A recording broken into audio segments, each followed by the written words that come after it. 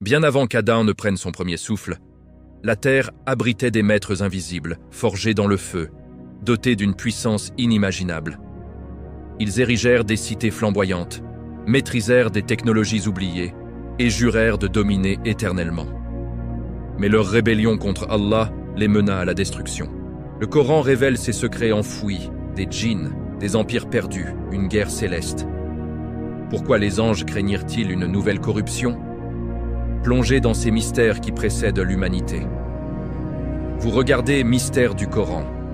Abonnez-vous et likez pour ne rien manquer de ces récits captivants qui illuminent votre foi. Si vous êtes prêts, embarquons dans cette épopée oubliée. Chapitre 1. Les seigneurs de feu. L'âge d'or des djinns, avant Adam frères et sœurs. Imaginez une terre sans un seul être humain. Pas une voix, pas un pas, pas une prière d'un fils d'Adam. Mais la planète n'était pas vide. Elle brûlait. Un feu vivant, conscient, invisible à vos yeux, mais plus réel que la montagne que vous contemplez aujourd'hui. Allah, exalté soit-il, dit dans le Coran. Et J'ai ait créé les djinns et les hommes que pour que ils aiment, adorent. Sourate Ad-Dariyat, verset 56. Remarquez l'ordre. Les djinns d'abord, car ils étaient là les premiers. Ils furent créés d'un feu sans fumée, une flamme pure, bleue, vibrante, capable de traverser la matière, de prendre 1000 formes, de se déplacer plus vite que le vent. Leur corps n'avait presque pas de masse, mais leur volonté était plus lourde que le fer. Allah leur donna la terre en héritage bien avant nous. Des milliers, peut-être des centaines de milliers d'années avant qu'Adam ne soit modelé. À cette époque, la planète était plus jeune, plus sauvage, plus pure. Les cieux étaient plus proches, les étoiles plus brillantes, et l'air portait encore l'odeur du paradis perdu. Les djinns y bâtiraient des civilisations que votre imagination ne peut même pas concevoir. Des cités flottant entre deux dimensions, visibles un instant, disparues le suivant. Des palais taillés dans des cristaux de feu solidifiés, qui chantaient quand le vent les traversait. Des bibliothèques où le savoir était gravé dans des flammes éternelles. Des routes invisibles reliant les pôles au désert, parcourues en un battement de cœur. Certains savants, comme Ibn Abbas, rapportent que les djinns vécurent jusqu'à 70 000 ans avant l'apparition d'Adam. D'autres disent de plus. Leur nombre, incalculable. Un hadith authentique nous apprend que sur 10 êtres doués de libre arbitre, 9 étaient en des djinns. Imaginez, si aujourd'hui nous sommes presque 9 milliards d'humains, alors eux étaient des dizaines, peut-être des centaines de milliards. Ils avaient des rois, des armées, des poètes, des sorciers, des prophètes parmi eux aussi. Car oui, Allah envoya des messagers aux djinns avant même de nous en envoyer. Le Coran le confirme. Ô assemblée des djinns et des hommes, ne vous sont-ils pas venus des messagers pris parmi vous? Au début, ils étaient pieux. La terre résonnait nuit et jour du dhikr d'Allah. Les montagnes tremblaient quand ils se prosternaient. Les océans se calmaient quand ils invoquaient le nom très haut. C'était l'âge d'or du feu. Mais le libre arbitre est une épée à double tranchant. Plus ils usuraient de pouvoir, plus ils se regardèrent eux-mêmes au lieu de regarder leur Créateur. Le premier poison fut l'orgueil. Nous sommes de feu. Nous sommes plus nobles que tout ce qui viendra après nous. Puis vint la jalousie. Pourquoi les anges, faits de lumière, habitent-ils les cieux pendant que nous sommes liés à la terre? Puis l'envie se transforma en tyrannie. Des clans se formèrent. Des guerres éclatèrent pour des territoires que personne ne pouvait voir. Certains djinns se proclamèrent dieux. Ils exigèrent qu'on se prosterne devant eux. Ils inventèrent une magie si puissante qu'elle ouvrait des brèches dans la réalité elle-même. Ils asservirent les plus faibles, transformèrent des nations entières en armées d'esclaves de feu. Le sang des djinns, même s'il ne coulait pas rouge, souilla la terre. La corruption devint si grande que la planète elle-même sembla gémir. Les anges, du haut des cieux, observaient avec tristesse. Ils virent les cités flamboyantes devenir des brasiers de guerre civile. Ils virent des enfants djinns naître déjà esclaves. Ils virent des rois construire des trônes sur des montagnes de crânes incandescents. Et c'est alors qu'Allah annonça quelque chose qui fit trembler les cieux. Je vais établir sur terre un vicaire, califat. Les anges, qui avaient vu l'histoire se répéter, posèrent la question que nous connaissons tous. Vas-tu y placer quelqu'un qui sèmera la corruption et y versera le sang? Cette question n'était pas un doute. C'était un souvenir douloureux. Il se rappelait déjà ce qui s'était passé avec les djinns. Et au milieu de ce chaos, un seul djinn brillait encore comme une étoile dans la nuit. Azazil, le plus pieux, le plus savant, celui que les anges eux-mêmes venaient écouter, celui que l'on disait plus proche des anges que des djinns, celui dont le nom était prononcé avec respect dans les assemblées célestes. Mais même dans le cœur le plus pur peut naître une toute petite graine.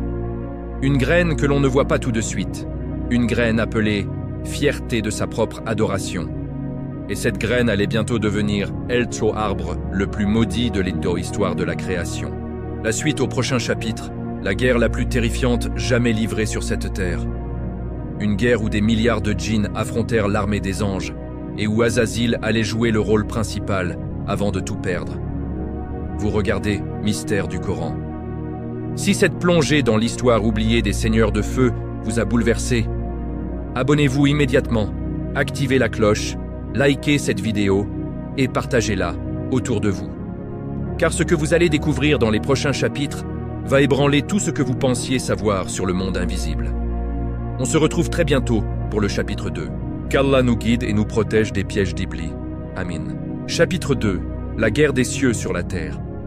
Quand les anges descendirent anéantir les empires du feu. Frères et sœurs, fermez les yeux un instant. Imaginez la terre telle qu'elle était il y a des centaines de milliers d'années. Pas une seule ville humaine, pas une seule route, mais des continents entiers en feu, des océans qui bouillonnaient, des cieux déchirés par des éclairs noirs. Les djinns avaient transformé la planète en un champ de bataille permanent.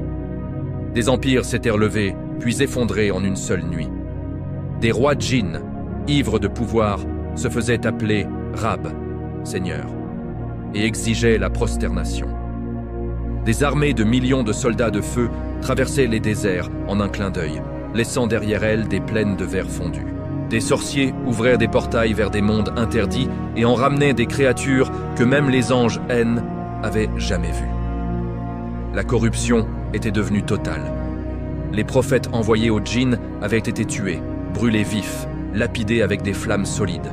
Le dernier d'entre eux, selon certaines narrations rapportées par les savants anciens, fut décapité sur un autel de feu noir, et sa tête fut exposée au sommet d'une tour qui touchait les nuages. À ce moment-là, la terre elle-même cria vers Allah. Les montagnes tremblèrent de rage. Les océans se retiraient, refusant de porter ces tyrans, et les anges, dans les cieux, pleuraient des larmes de lumière pure. Alors vint l'ordre divin, un ordre qui n'avait jamais été donné auparavant, et qui ne sera jamais redonné jusqu'à la fin des temps. Allah ordonna aux anges de descendre. Pas pour observer, pas pour conseiller, mais pour faire la guerre. Une guerre d'extermination contre la presque totalité de la race des djinns. Imaginez la scène. Le ciel s'ouvre comme un rideau de lumière. Des millions, des dizaines de millions d'anges, en rang parfait, descendent en silence. Leurs ailes couvrent l'horizon entier. Leurs visages ne montrent aucune colère, seulement une obéissance absolue. Leur lumière est si intense que les ombres disparaissent même la nuit. À leur tête, un être qui n'était pas un ange. Un être de feu parmi des êtres de lumière. Azazil, celui que l'on appelait désormais le général du feu loyal, celui dont le nom résonnait même dans le trône. Allah lui avait donné le commandement d'une partie de l'armée angélique. Oui, vous avez bien entendu, un djinn commandait des anges, parce qu'il était resté fidèle quand tout son peuple s'était rebellé. Il jeûnait quand les autres festoyaient dans le sang. Il se prosternait quand les autres se faisaient adorer. Il pleurait la nuit en demandant pardon pour son peuple, jusqu'à ce qu'il n'y ait plus rien à pardonner. La guerre dura des siècles. Certains savants disent 40 ans, d'autres disent 1000 ans. Le temps n'avait pas le même sens dans cette bataille. Les anges ne combattaient pas comme nous l'imaginons. Ils ne criaient pas, ils ne saignaient pas. Un seul geste de leur regard suffisait à réduire une cité entière en cendres blanches. Un battement d'ailes faisait s'effondrer des montagnes de feu. Là où ils passaient, les lois de la physique s'arrêtaient d'obéir aux djinns. Azazil, lui, combattait au cœur de la tempête. Il hurlait le nom d'Allah à chaque coup. Il déchirait les armées rebelles avec une rage sainte. Il renversait les trônes. Il brisait les idoles de feu. Il traquait les sorciers jusqu'au fond des abîmes. On raconte qu'à un moment, il affronta seul le plus puissant des rois djinns, un tyran nommé Sakhr al-Jinn, qui régnait sur 7 continents invisibles. Le combat dura 7 jours et 7 nuits. Quand Azazil le terrassa enfin, la terre trembla si fort que les pôles se déplacèrent. À la fin, il ne resta presque plus rien. Des milliards de djinns furent anéantis. Leurs cités furent ensevelies sous des montagnes nouvelles. Leurs bibliothèques brûlèrent jusqu'à ce que le savoir devienne fumée. Les survivants, une infime minorité, furent chassés dans les déserts, les grottes profondes, les îles perdues, les dimensions scellées. Ceux que vous appelez aujourd'hui les djinns des ruines, les djinns des montagnes, les djinns des mers, sont les derniers descendants de ces rescapés. Quand le silence revint enfin, la terre était méconnaissable. Les anges remontèrent aux cieux, laissant derrière eux un monde nettoyé, purifié, prêt pour une nouvelle création. Et Azazil resta debout au milieu des cendres encore chaudes. Il regarda autour de lui. Il vit les trônes brisés, il vit les crânes incandescents, il vit la victoire totale. Et pour la première fois, il sourit. Pas de joie pieuse, pas d'humilité. Un sourire de triomphe, un sourire qui disait « J'ai fait cela, moi, un djinn, j'ai sauvé la création ». C'est à ce moment précis que la graine d'orgueil, si petite, si invisible jusque-là, commença à pousser. Elle grandit en une seule nuit. Elle devint un arbre noir dans le cœur d'Azazil. Parce que la pire des corruptions ne vient pas toujours de la rébellion ouverte. Elle vient parfois de celui qui obéit, mais qui commence à croire que c'est lui qui a gagné. La guerre était finie, mais la vraie épreuve d'Azazil ne faisait que commencer. Car Allah allait bientôt modeler une créature debout. Une créature faible, lente, mortelle. Et il allait ordonner à tous, anges et djinns, de se prosterner devant elle. Et ce jour-là, tout allait basculer. La suite au chapitre 3. Le secret de la prosternation. Comment le plus grand adorateur devint le plus grand maudit. Vous regardez, mystère du Coran. Si votre cœur bat plus fort, si vous sentez les frissons de l'invisible, alors abonnez-vous tout de suite, activez la cloche, likez fort, commentez Allahu Akbar et partagez cette série à tous ceux qui cherchent la vérité cachée. Car ce que vous allez entendre dans le prochain chapitre, personne ne vous l'a jamais raconté comme ça. Qu'Allah nous protège de l'orgueil d'Iblis. Amin. À très vite. Chapitre 3. Le silence avant la chute. Quand Azazil devint Iblis en un seul instant, frères et sœurs. Après la Grande Guerre, la terre était enfin silencieuse. Plus un cri de tyran, plus une cité en feu, plus une idole de flammes. Seul le vent balayait les cendres des empires disparus. Et au milieu de ce silence, un seul être marchait encore avec fierté. Azazil, le vainqueur, le général, celui qui avait marché à la tête des anges. Celui dont le nom était désormais prononcé avec admiration même dans les cieux. Il ne se prosternait plus avec la même douceur qu'avant. Il ne pleurait plus la nuit. Il ne demandait plus pardon pour son peuple. Il regardait le monde purifié et pensait « C'est moi qui l'ai sauvé. C'est mon obéissance qui a triomphé. C'est mon feu qui a servi la lumière. Je suis au-dessus de tous les djinns, et peut-être même au-dessus de beaucoup d'anges. » Il ne le disait pas à voix haute. Mais le cœur parle plus fort que les mots, et Allah entend le cœur. C'est alors qu'Allah annonça la nouvelle création. Les anges furent de convoqués autour du trône, et là, pour la première fois, ils virent quelque chose d'étrange. Un corps inerte, modelé dans de la boue séchée, posé devant le trône divin. Un corps vide, sans âme, sans mouvement. Des oreilles, un nez, des mains, mais rien dedans. Un simple réceptacle d'argile. Les anges regardaient, intrigués. Azazil, lui, s'approcha. Il tourna autour de cette forme, comme un lion tourne autour d'une proie qu'il méprise.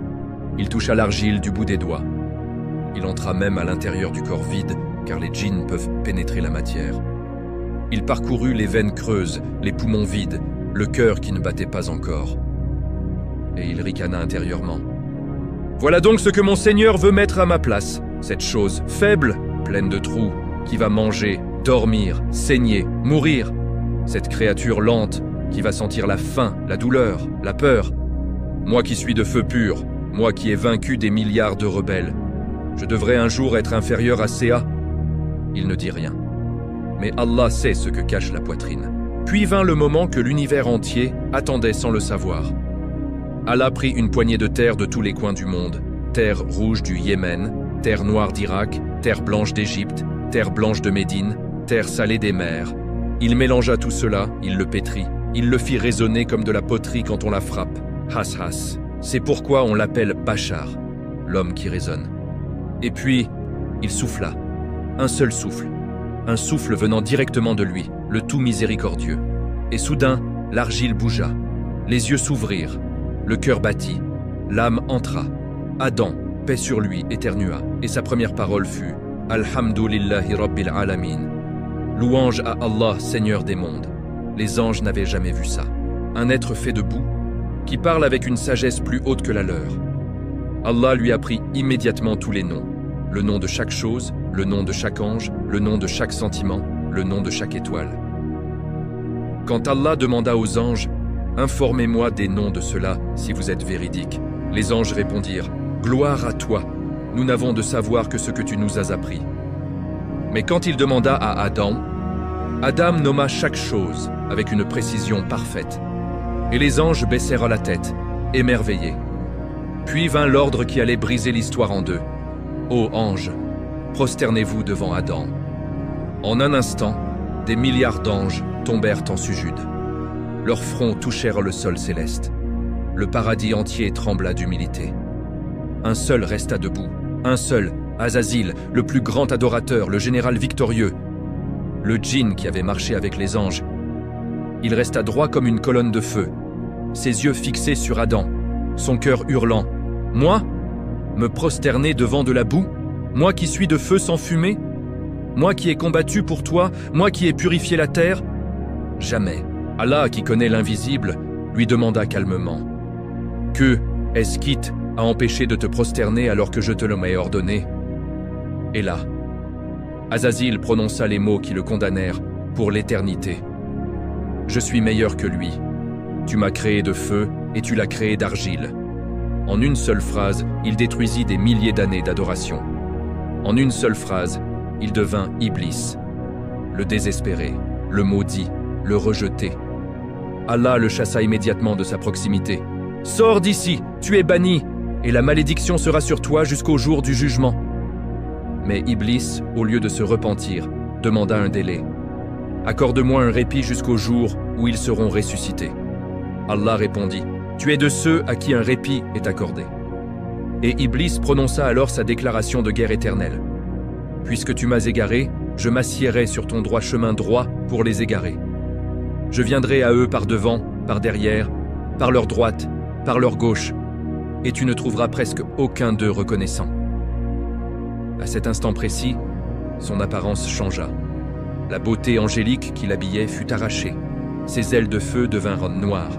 Son visage, autrefois rayonnant, devint hideux, et il fut précipité vers la terre, mais plus jamais comme un adorateur.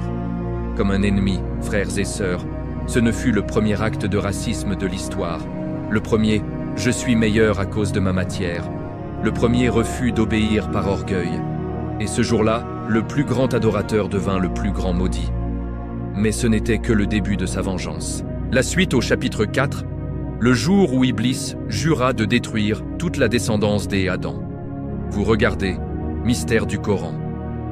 Si vous avez senti votre cœur trembler à l'instant où Iblis a refusé de se prosterner, si vous avez compris que l'orgueil peut détruire en une seconde ce que des millénaires d'adoration ont construit. Alors abonnez-vous maintenant, activez la cloche, likez, commentez Astaghfirullah en masse et partagez cette vidéo à toutes de suite. Car ce qui arrive dans le prochain chapitre va vous glacer le sang. Qu'Allah nous protège tous de l'orgueil d'Iblis. Amin. À très vite pour le chapitre 4. Chapitre 4. Le serment de sang d'Iblis. Comment il jura de nous faire tomber, un par un, jusqu'au dernier des hommes frères et sœurs. Imaginez la scène. Iblis vient d'être chassé. Il tombe. Pas comme une étoile filante, non. Il tombe lentement, très lentement, comme une braise rouge qui refuse de s'éteindre. Il traverse les 7 cieux en hurlant, non pas de douleur, mais de rage. Chaque ciel qu'il traverse devient plus sombre à son passage. Les anges détournent le regard. Même les étoiles semblent se cacher. Pendant cette chute interminable, il n'y a plus une once de repentir en lui, plus une larme, plus une prière. Il ne pense plus à Allah avec amour. Il pense à Adam avec haine, une haine si pure, si brûlante, qu'elle devient son nouveau Dieu. Et dans cette chute, il prononce 7 serments. 7 serments gravés dans le livre du destin. 7 serments que vous et moi entendons encore aujourd'hui, murmurés dans nos oreilles, tous les jours. Écoutez-les bien, car ce sont les armes avec lesquelles il nous combat encore. Je les ferai tous tomber comme j'ai chuté. Je les embellirai la désobéissance, jusqu'à ce qu'elles leur paraissent plus belles que l'égale obéissance. Je leur ferai oublier la mort jusqu'à ce qu'elle les surprenne. Je les diviserai en sectes, en races, en nations, et je les ferai s'entretuer au nom même de Dieu. Je ferai aimer l'argent plus que la prière. Je ferai désirer le haram plus que le halal, et je ne me s'arrêterai que quand le dernier fils d'Adam sera entré en enfer avec moi, ou quand le soleil se lèvera à l'ouest. Quand il touche enfin la terre, le sol se fend sur des milliers de kilomètres. Un cratère fumant apparaît là où il atterrit. Certains savants disent que c'est l'origine de certains déserts noirs que l'on trouve encore aujourd'hui. Et là, seul, au milieu des ruines de ses anciens frères djinns, il lève la tête vers le ciel et lance un défi que l'univers entier a entendu. « Ô Allah, tu m'as maudit à cause d'Adam ? Alors je te jure que je passerai l'éternité à prouver que tu as eu tort de le choisir. Je le rendrai faible, je le rendrai ingrat, je le rendrai assassin, je le rendrai adorateur de lui-même, et je remplirai l'enfer de sa descendance. » Allah, dans sa sagesse infinie, lui répondit « Va, ceux de mes serviteurs sincères, tu n'auras aucune prise sur eux.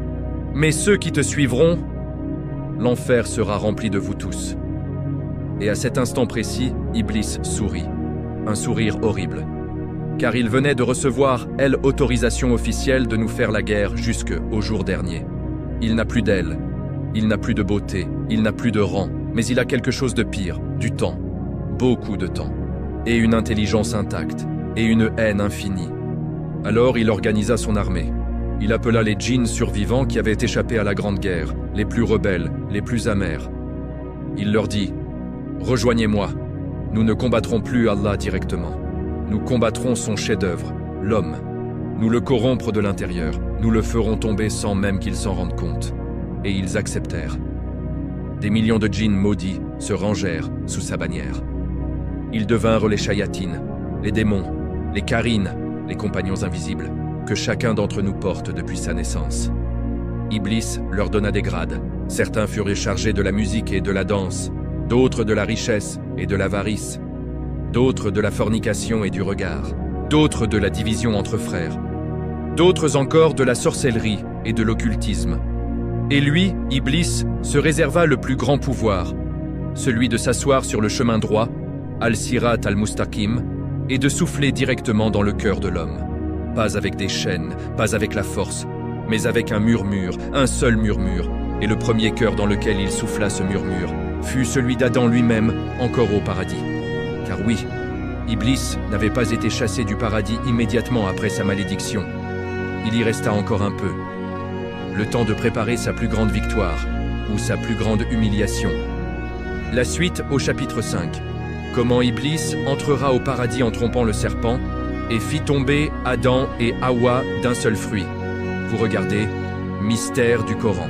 Si vous avez senti un frisson vous parcourir l'échine en entendant les 7 serments d'Iblis, si vous avez compris que cette guerre est toujours en cours et qu'elle se déroule en ce moment même dans votre poitrine, alors abonnez-vous immédiatement, activez la cloche, likez à fond, écrivez en commentaire « Hasbunallahu wa ni'mal wakil » pour vous protéger et partagez cette vidéo à toute votre famille. Car ce que vous allez découvrir dans le prochain chapitre va vous faire comprendre pourquoi vous avez parfois des pensées que vous ne reconnaissez pas. Qu'Allah nous compte parmi ceux sur qui Iblis n'a aucune prise. Amin. À demain pour le chapitre 5. Le pire est à venir. Chapitre 5. La première tentation. Comment Iblis pénétra le paradis et fit tomber le père de Elle. Humanité, frères et sœurs, fermez les yeux. Vous êtes au paradis. Pas le paradis que nous espérons, non. Le vrai, le premier. Celui où Adam et Hawa vivaient encore. Imaginez des jardins suspendus entre ciel et terre, Des rivières de lait, de miel, de vin pur et d'eau cristalline qui coulent sans jamais se mélanger. Des arbres dont les fruits chantent le nom d'Allah quand le vent les effleure. Des palais de perles et d'or translucides. Et surtout, aucune peur, aucune honte, aucune maladie, aucune mort. Adam et Hawa marchaient nus, mais la nudité n'existait pas encore dans leur cœur. Ils étaient recouverts de lumière. Et pourtant, dans l'ombre d'un arbre, quelque chose observait. Quelque chose qui n'avait plus le droit d'être là, mais qui y était quand même. Iblis. Il avait été chassé, oui, mais la porte du paradis ne s'était pas encore complètement refermée derrière lui. Il rôdait autour, brûlant de jalousie, cherchant une faille. Il essaya d'entrer par les portes, les anges gardiens le repoussèrent. Il essaya de voler par-dessus les murs, les lumières du paradis le brûlèrent. Il essaya même de supplier, silence. Alors il changea de stratégie. Il alla voir tous les animaux du paradis, un par un. Il leur dit, « Laissez-moi entrer en vous, portez-moi à l'intérieur. Je ne ferai de mal à personne. Je veux seulement parler à Adam. » Tous refusèrent. Le lion refusa. L'aigle refusa. Le cheval refusa. Jusqu'à ce qu'il arrive devant le serpent. Le serpent, à cette époque, était le plus beau des animaux.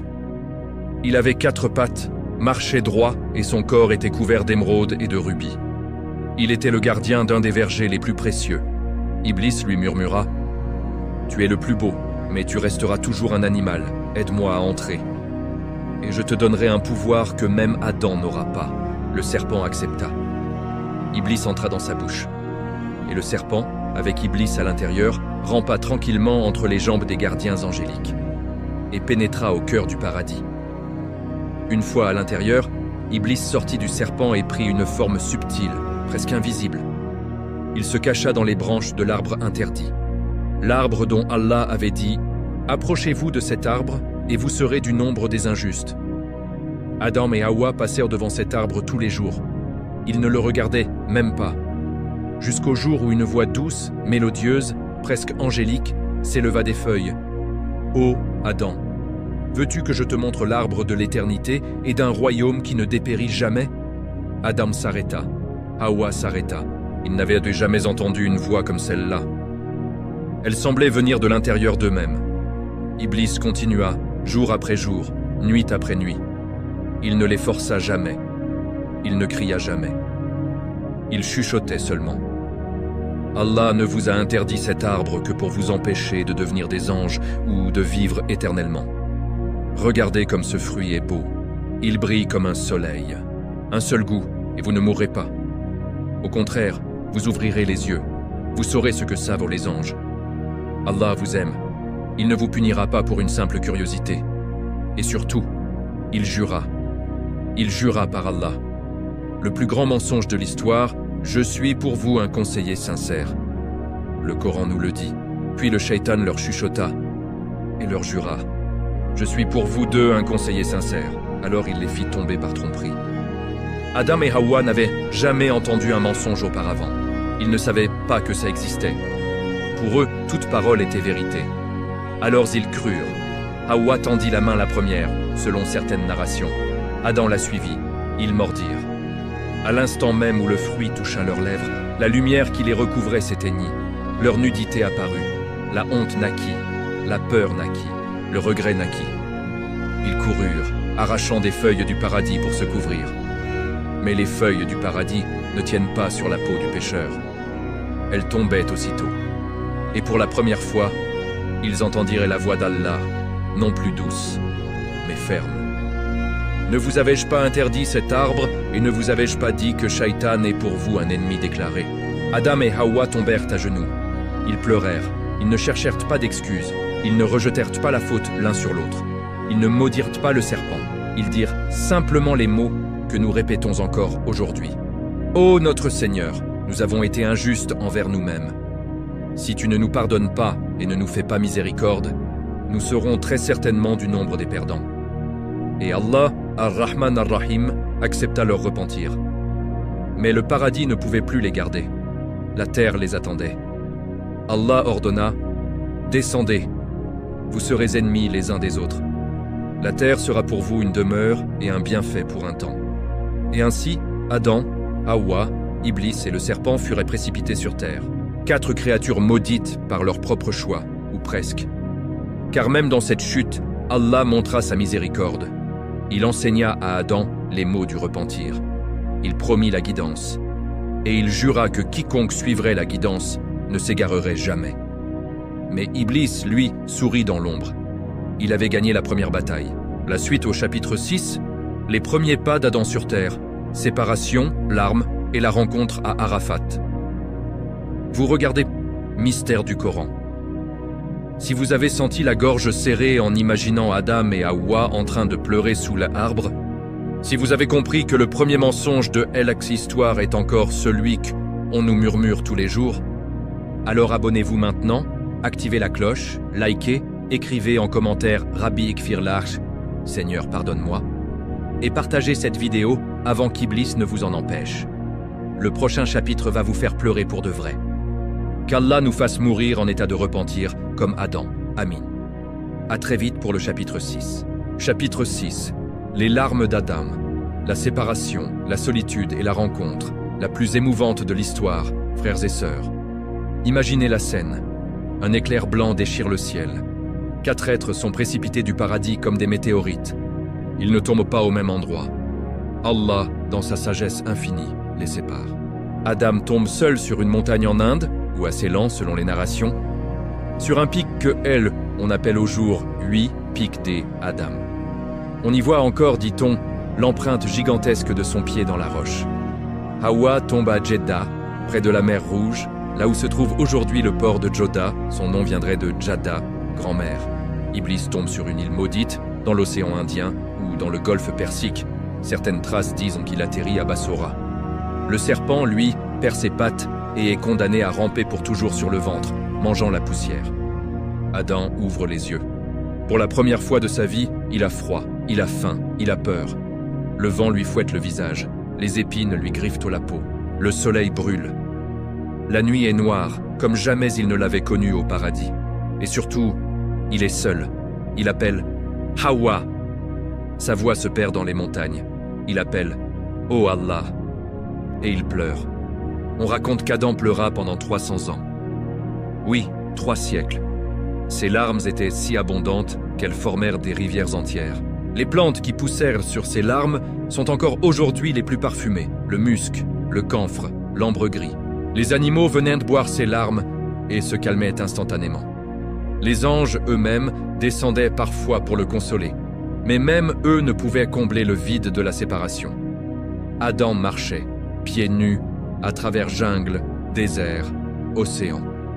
Il cherchait Hawa. Il cherchait le pardon. Il cherchait le chemin du retour. Chaque soir, il levait les mains et répétait les mots qu'Allah lui avait enseignés. Rabbi in zalamtu nafs faghfir lah. Seigneur, j'ai été injuste envers moi-même. Pardonne-moi. Et Allah répondait, mais ne le ramenez pas encore au paradis. Car la terre devait devenir une école, pas une prison. Pendant ce temps, Hawa pleurait aussi, seule sur la côte. Elle appelait Adam, elle appelait Allah. Elle apprit ce qu'était la peur de la nuit, le froid, la faim. Elle apprit ce que c'était de se sentir petite, perdue, coupable. Et Iblis. Iblis jubilait. Il les suivait de loin, invisible, murmurant. Vous ne vous retrouverez jamais. Allah vous a abandonné, vous allez mourir ici, oubliez. Mais Allah n'abandonne jamais ses serviteurs repentis. Un jour, après des siècles de marche et de larmes, Allah ordonna à Jibril de guider Adam vers l'ouest et à Mikaïl de guider Hawa vers l'est. Ils marchaient, sans le savoir l'un vers l'autre. Et puis, le 9 Dhul-Hijjah, sur la plaine d'Arafat, au pied de Jabal ar-Rahma, la montagne de la miséricorde, ils se virent. Adam, les cheveux blancs, la barbe jusqu'à la poitrine, le corps marqué par les épreuves. Hawa, les yeux rougis par des siècles de larmes. Ils coururent l'un vers l'autre. Ils tombèrent dans les bras l'un de l'autre. Et ils pleurèrent encore plus fort que toutes les années précédentes. Mais cette fois, c'étaient des larmes de joie, de retrouvailles, de pardon. Adam dit « Alhamdulillah alladhi jama'ana ba'da furqatin tawila » Louange à Allah qui nous a réunis après une longue séparation. Et Hawa répondit « Tu m'as manqué plus que le paradis lui-même. » À cet endroit précis, Allah révéla à Adam les rites du Hajj. C'est pourquoi, jusqu'à aujourd'hui, le jour d'Arafat est le jour du pardon, le jour où les pèlerins se tiennent là où Adam et Hawa se sont retrouvés, et où Allah pardonne à des millions de pécheurs en un seul instant. Mais Iblis, tapi dans l'ombre, vit la scène, et pour la première fois depuis sa chute, il eut peur. Parce qu'il comprit quelque chose, l'homme peut tomber, mais il peut aussi se relever. L'homme peut pécher, mais il peut aussi se repentir. Et le repentir d'Adam était plus fort que sa propre obéissance d'autrefois. Alors, Iblis changea de cible. Il décida de s'attaquer non plus aux parents, mais aux enfants. La suite au chapitre 7, le premier meurtre de l'histoire, quand Kabil, Caïn, tua Abel, sous le regard des Iblis. Vous regardez Mystère du Coran. Si vous avez pleuré en imaginant Adam et Hawa se retrouvant après des siècles de solitude, si vous avez compris que le Hajj est la commémoration de ces larmes, alors abonnez-vous tout de suite, activez la cloche, likez, écrivez en commentaire « Alhamdulillah pour Arafat » et partagez cette vidéo à tous ceux qui feront le Hajj un jour. Car le prochain chapitre va vous briser le cœur, le premier sang versé sur terre et le premier sourire d'Iblis en le voyant couler. Qu'Allah nous réunisse tous, comme il a réuni Adam et Hawa auprès de lui au paradis. Amin. À très vite pour le chapitre 7. Chapitre 7, le premier sang. Comment Iblis fit couler le sang d'un frère par la main, d'un frère, frères et sœurs. Préparez votre cœur. Ce que vous allez entendre maintenant est le crime le plus laid de toute l'histoire humaine, et le plus triste. Car le premier sang versé sur terre ne fut pas celui d'un ennemi, mais celui d'un frère tué par son propre frère. Adam et Hawa, après leurs retrouvailles à Arafat, reçurent enfin la permission d'Allah de fonder la première famille. Ils eurent de très nombreux enfants. Selon les narrations authentiques, Hawa donnait naissance à des jumeaux à chaque grossesse, un garçon et une fille. À la grossesse suivante, un autre garçon et une autre fille, et ainsi de suite. Pour éviter la consanguinité proche, Allah ordonna que le garçon dès une grossesse épouse la fille de la grossesse précédente ou suivante, mais jamais sa jumelle. Parmi ses enfants naquirent deux frères célèbres, Kabil, Caïn, l'aîné, cultivateur, dur, colérique, attaché à la terre. Abel, le cadet, berger, doux, pieux, toujours le regard tourné vers le ciel. Un jour, Allah ordonna à Adam de demander à ses deux fils d'offrir un sacrifice, une offrande sincère pour se rapprocher de lui. Celui dont le sacrifice serait accepté verrait un feu descendre du ciel et consumer l'offrande. Abel choisit la plus belle et la plus grasse de ses brebis, celle qu'il aimait le plus. Il la posa sur une pierre, les larmes aux yeux, en disant « Ô Allah, accepte de moi ». Kabil, lui, choisit les pires épis de son champ, ceux qui étaient moisis, les plus petits, ceux qu'il ne voulait même pas manger lui-même.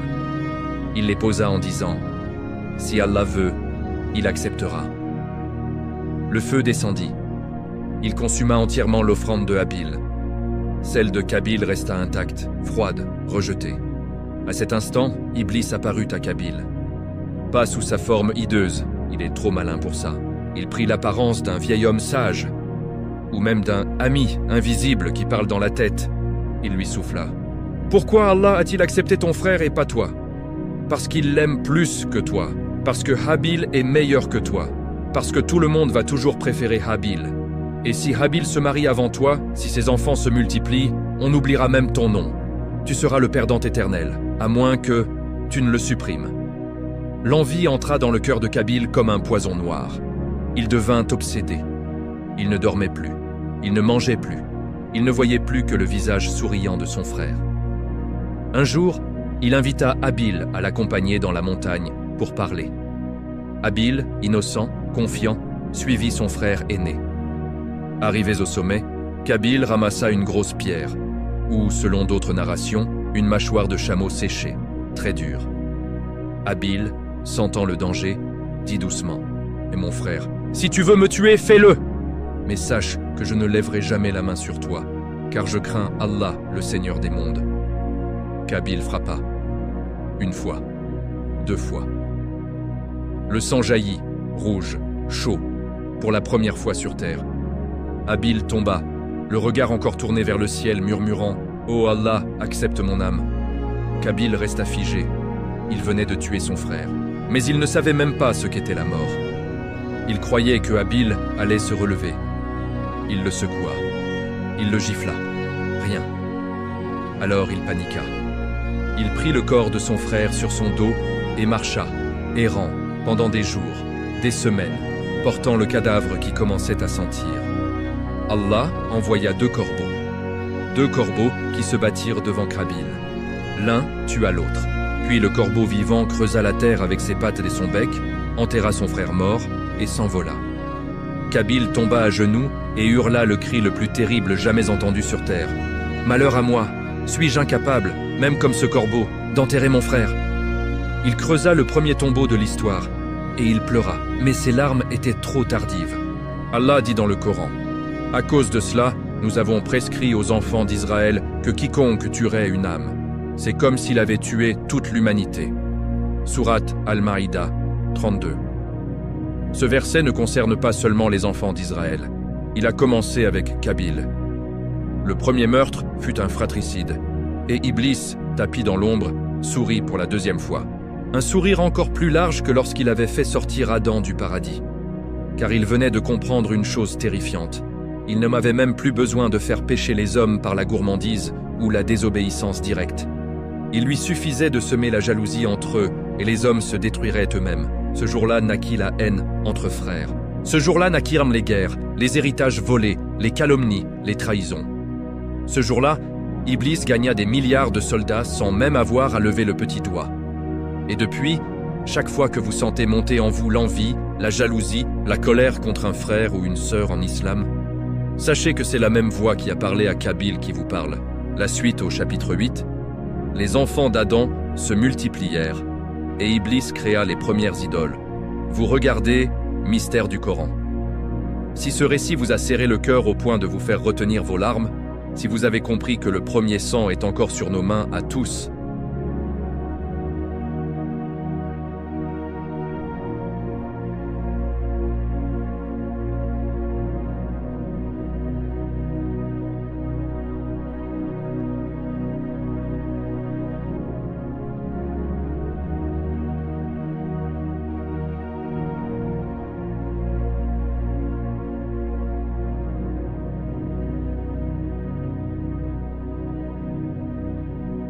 Chapitre 8. Les premières idoles. Comment Iblis transforma le souvenir des morts en culte des morts, frères et sœurs. Après le meurtre de Habil, le silence tomba sur la terre comme jamais auparavant. Adam pleura son fils pendant 1000 ans. Hawa ne sourit plus jamais de la même façon. Qabil, maudit, s'enfuit vers l'est, vers une terre appelée Nod, l'errance, où il fonda la première cité du mal, une cité dont les murs étaient faits de jalousie et de sang. Mais la vie continua. Allah remplaça Habil par un autre fils, Shith, à qui il donna la prophétie et 50 feuillets de révélation. Les enfants d'Adam se multiplièrent. En quelques générations, la terre fut peuplée de dizaines de milliers d'âmes. Ils vivaient longtemps, certains jusqu'à 900 000 ans. Ils étaient grands, beaux, forts. Ils connaissaient encore le nom d'Allah, priaient, jeûnaient, faisaient le hajj à pied depuis les confins du monde. Et pourtant, Iblis n'avait pas disparu. Il observait. Il attendait le bon moment. Ce moment arriva quand les premiers justes commencèrent à mourir. À cette époque, les hommes pieux, lorsqu'ils mouraient, étaient pleurés avec une immense tristesse. Un jour, 5 hommes très pieux de la descendance de Shith moururent à peu de temps d'intervalle. On les appelait Wad, Suwa, Yagut, Yaouk, Nasr.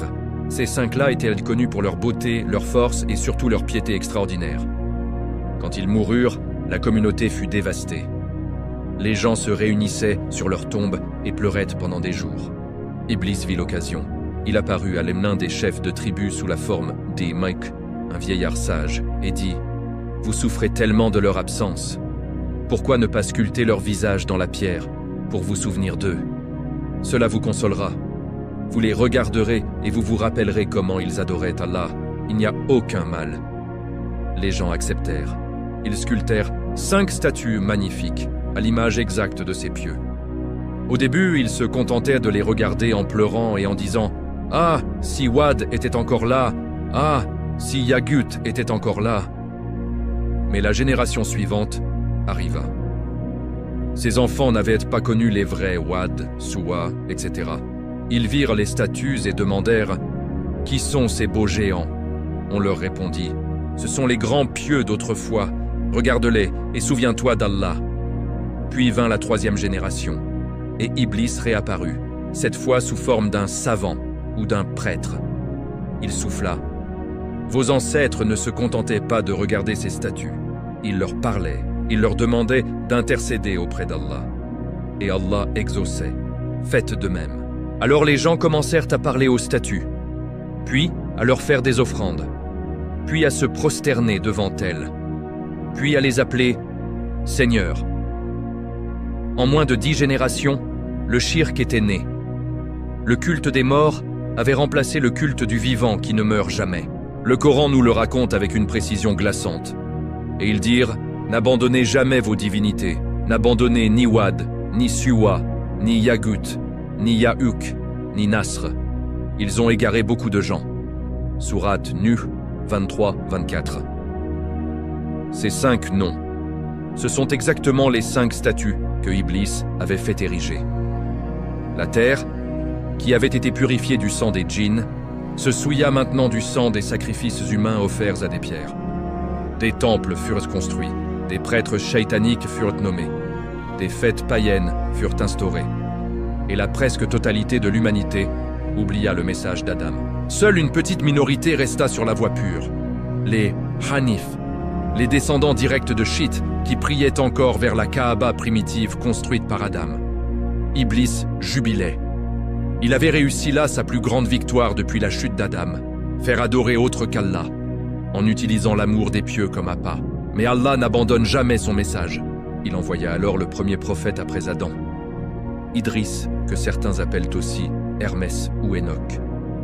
Idris monta au 4e ciel vivant, apprit les secrets des étoiles, enseigna l'écriture, la couture, l'astronomie, et surtout, il appela les gens à revenir à l'adoration unique d'Allah.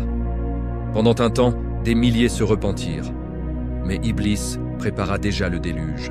La suite, au chapitre 9, Nuh face à 950 ans de moquerie, et le jour où Iblis croyait avoir gagné. Vous regardez Mystère du Coran. Si vous venez de comprendre que la première idole est née d'un simple souvenir devenu statue, et que le chemin vers le shirk est toujours pavé de bonnes intentions, alors likez, abonnez-vous, écrivez en commentaire La ilaha illallah 10 fois pour effacer ce shirk caché et partagez cette vidéo avant que quelqu'un près de vous ne tombe dans le même piège. Car le chapitre suivant va vous montrer la patience la plus longue de l'histoire et le moment où Iblis a vraiment cru que l'humanité était perdue à jamais. Qu'Allah nous garde dans le tawhid jusqu'au dernier souffle. Amin. À très vite pour le chapitre 9. Chapitre 9. Nuh. 950 ans de solitude au milieu d'un peuple perdu. Et le jour où Iblis a cru avoir. Définitivement gagné, frères et sœurs. Imaginez vivre 950 ans, et que, pendant ces 950 ans, presque personne ne croit en vous. 950 ans à être traité de fou, de menteur, de sorcier. 950 ans à voir ses propres enfants se détourner. 950 ans à construire, seul, le plus grand bateau que la Terre ait jamais porté. Sous un soleil de plomb, au milieu du désert, loin de toute mer. C'est l'histoire de Nuh, paix sur lui. Après Idris, le shirk avait tout englouti. Les 5 statues étaient devenues des centaines, puis des milliers. Chaque village avait ses dieux de pierre, de bois, d'or. On sacrifiait des enfants pour faire pleuvoir. On se prostituait dans les temples pour honorer les idoles. On buvait jusqu'au délire. La terre puait le sang et l'oubli d'Allah. Alors Allah envoya Nuh. À 40 ans, ou 400 ans selon certaines narrations, il reçut la révélation. Et il reçut l'ordre le plus lourd jamais donné à un prophète. Avertis ton peuple avant qu'un châtiment douloureux ne les atteigne. Nuh se leva et cria, jour et nuit, pendant 950 ans. Ô mon peuple, adorez Allah. Vous n'avez d'autre divinité que lui. Je crains pour vous le châtiment d'un jour terrible. Mais la réponse fut toujours la même. Les chefs riaient. Nous ne voyons en toi un homme comme nous, et nous voyons que seuls les plus vils d'entre nous te suivent sans réfléchir. Les riches se moquaient. Si ton Dieu était vrai, il t'aurait donné de l'or et des jardins. Les jeunes le lapidaient. Les vieux le traitaient de sénile. Même certains de ses propres fils et sa femme se détournèrent. On raconte que Nu prêchait debout, assis, couché, marchant, la nuit, le jour, en secret, en public. Il changeait de méthode tous les 100 ans. Il pleurait, il suppliait, il menaçait, il raisonnait. Rien n'y faisait. Et pendant ce temps, Iblis paradait. Il avait des prêtres dans chaque temple. Il apparaissait aux devins. Il inspirait des chansons obscènes. Il faisait croire que les idoles parlaient. Il avait réussi à faire oublier le nom d'Allah à presque toute la terre. Il se disait « Cette fois, c'est fini, l'humanité est à moi ». Mais un jour, Nu, épuisé, les pieds en sang, les yeux pleins de larmes, leva les mains au ciel et prononça la dua la plus terrifiante jamais prononcée par un prophète. « Ô mon Seigneur, ne laisse sur la terre aucun mécréant vivant, car si tu les laisses, ils égareront tes serviteurs et n'engendreront que des pervers, ingrats. » À cet instant, le ciel se tut. Les idoles tremblèrent. Iblis pâlit. Allah répondit « Ô Nu, construis l'arche sous nos yeux et selon notre révélation. » Et Nu commença à couper les arbres, seul, pendant des décennies. Les gens passaient et se moquaient. Le vieux est devenu fou. Il construit un bateau au milieu du désert. Ils lui jetèrent des pierres. Ils urinaient sur les planches. Ils dansaient autour en se moquant. Mais Nu continuait, clou après clou, planche après planche. Et il pleurait en travaillant, en disant « Ô Allah, si tu veux détruire ton serviteur avec eux, fais-le, mais ne laisse pas ton nom disparaître de la terre. » Quand l'arche fut terminée, Allah ordonna « Embarque dans l'arche un couple de chaque espèce, ta famille et ceux qui ont cru. » Combien avaient cru? Le Coran nous le dit, ils étaient peu nombreux. Selon les narrations les plus fortes, 8 personnes plus Nu et sa femme fidèle, et 10 âmes. Certains disent 80 avec les familles, mais jamais plus de quelques dizaines, sur des millions d'habitants. Puis vint le jour du déluge. Le ciel creva. La terre jaillit comme des fontaines. Les montagnes devinrent des îles. Les vallées devinrent des mers. Les hommes couraient vers les hauteurs, grimpaient sur les idoles, appelaient leurs dieux de pierre. Mais les idoles coulèrent les premières. Un des fils de Nu, qui avait refusé de monter, se réfugia sur une montagne et cria « Je vais me réfugier sur une montagne qui me protégera de l'eau !» Nu hurla du haut de l'arche. Il n'y a aujourd'hui aucun refuge contre l'ordre d'Allah. Une vague haute comme une montagne l'emporta. Et Nu pleura son propre fils. Iblis, lui, regardait la scène depuis une grotte sombre. Pour la première fois depuis sa chute, il tremblait. Il voyait les milliards d'âmes qu'il avait corrompues s'enfoncer dans l'eau. Et l'arche, minuscule, flottait, portant le dernier reste de Tawhid. Il comprit soudain. Allah ne laissera jamais son message disparaître complètement. Il y aura toujours un reste, toujours un Nu, toujours une arche. Le déluge dura 40 jours et 40 nuits, ou 150 jours selon les exégèses. Puis l'arche se posa sur le mont Judi. La terre redevint verte, et Nu, le deuxième père de l'humanité, descendit avec les croyants, et le long combat recommença. Mais cette fois, Iblis savait, il ne gagnera jamais totalement. Il ne peut que retarder. La suite au dernier chapitre, le message secret que Nu nous a laissé, et pourquoi Iblis nous craint encore aujourd'hui. Vous regardez Mystère du Coran. Si vous avez pleuré en imaginant Nu appelant 950 ans, si vous avez compris que vous et moi sommes les enfants de ces quelques survivants de l'arche, alors likez fort, abonnez-vous, écrivez en commentaire « Nous sommes les enfants de Nu » et « Allahu Akbar » autant de fois que vous pouvez, et partagez cette série à tous ceux qui désespèrent de la Oumma. Demain, le dernier chapitre de la série. Vous n'êtes pas prêts. Qu'Allah fasse de nous les héritiers de Nu et non ceux qui l'ont moqué. Amin. À demain pour le chapitre 10 final. Chapitre 10, final. Le dernier secret de Nu. Ce qu'Euf il a gravé dans les arches. Et pourquoi Iblis nous craint encore aujourd'hui, frères et sœurs. Voici la fin du cœur. Le chapitre que vous attendiez depuis le premier jour. Celui qui relie tout. Adam, les djinns, Iblis, le déluge, et vous assis là en ce moment même. Lorsque l'arche se posa sur le mont Judi et que les eaux se tarèrent, Nu, paix sur lui, fit quelque chose que personne ne raconte assez. Avant de démonter l'arche, il ordonna que certaines planches soient conservées à jamais. Sur ces planches, il grava de sa propre main, avec un couteau, un message. Un message si long qu'il couvrait les deux faces de chaque planche, Ce message n'était pas seulement pour ses enfants immédiats, il était pour nous, pour la dernière génération, pour vous et moi. Et ce message disait, mot pour mot, rapporté par les plus grands savants comme Ibn Abbas, Ka'b al-Ahbar et Wahb ibn Munabbih. Ô vous qui viendrez après moi, sachez que le monde tournera à nouveau comme il a tourné avant le déluge. Les gens oublieront Allah. Ils adoreront l'argent, le désir, pouvoir. Ils tueront les prophètes. Ils appelleront le mal bien et le bien mal. Ils changeront la création d'Allah. Ils suivront les pas du shaitan jusqu'à ce qu'il ne y ait presque plus un seul qui dise « La ilaha illallah » avec le cœur. Mais écoutez bien. Quand vous verrez ces signes, quand la fumée sortira de la terre, quand le soleil se lèvera à l'ouest, quand la bête parlera, quand Gog et Magog seront lâchés, alors sachez que l'heure est à la porte et que la victoire finale n'appartient pas à Iblis, mais à celui qui aura tenu cette phrase jusqu'au bout. Bismillahirrahmanirrahim, la ilaha illallah Muhammad. Rasulullahi hasbunallahu wa ni'mal wakil. Celui qui la dira sincèrement, même une seule fois dans sa vie, Iblis n'aura aucun pouvoir sur lui le jour du jugement. Car je vous le jure par celui qui m'a sauvé des eaux, Allah a promis que cette Ummah, la Ummah de Muhammad, sera la dernière, et qu'elle sera la plus nombreuse au paradis, et qu'Iblis le sait, et qu'il en tremble encore aujourd'hui. Puis Nu pleura une dernière fois et dit « Ô Allah, fais que parmi mes descendants naisse un prophète qui fermera la porte que j'ai ouverte par mon désespoir, un prophète qui sera miséricorde pour les mondes. » Et Allah accepta sa dua.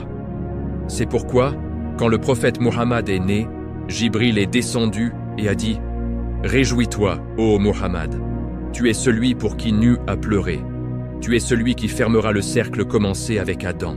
Et c'est pourquoi, jusqu'à aujourd'hui, quand vous dites « La ilaha illallah Muhammadun Rasulullah », Iblis hurle de rage quelque part dans l'invisible parce qu'il sait que chaque personne qui prononce cette phrase avec le cœur est une âme qu'il a définitivement perdue. Frères et sœurs, nous sommes les derniers enfants de Nu. Nous sommes la Ummah que Iblis redoute le plus, parce que nous avons le Coran, le dernier messager et la dernière chance. Alors levez-vous maintenant, dites-le fort, avec moi. La ilaha illallah Muhammadun Rasulullah hasbunallahu wa ni'mal wakil. Et sachez que, en cet instant même, quelque part dans le monde invisible, Iblis vient de reculer d'un pas. La série Mystère du Coran s'achève ici. Mais votre histoire avec Allah, elle, ne fait que commencer. Qu'Allah fasse de nous les compagnons de Nuh dans l'arche du salut éternel. Qu'il nous réunisse tous avec Adam, Nuh, Ibrahim, Musa, Issa et Muhammad sous l'ombre du trône, le jour où il n'y aura plus d'ombre que la sienne. Amin. Amin. Amin. Vous avez regardé Mystère du Coran. Si cette série vous a touché votre cœur, si vous avez pleuré, tremblé ou simplement senti la foi revenir plus forte, alors la seule chose que je vous demande, abonnez-vous, activez la cloche, likez chaque chapitre et partagez cette série à absolument tout le monde que vous aimez, parce que chaque partage est une planche de El Arche de Nu que vous posez au jour, lui pour quelqu'un des autres. On se retrouve très bientôt pour une nouvelle série encore plus puissante, Inch'Allah. D'ici là, restez accrochés à la corde d'Allah. Wallahu alam, wassalatu wassalamu ala rasulillah, qu'Allah vous bénisse tous.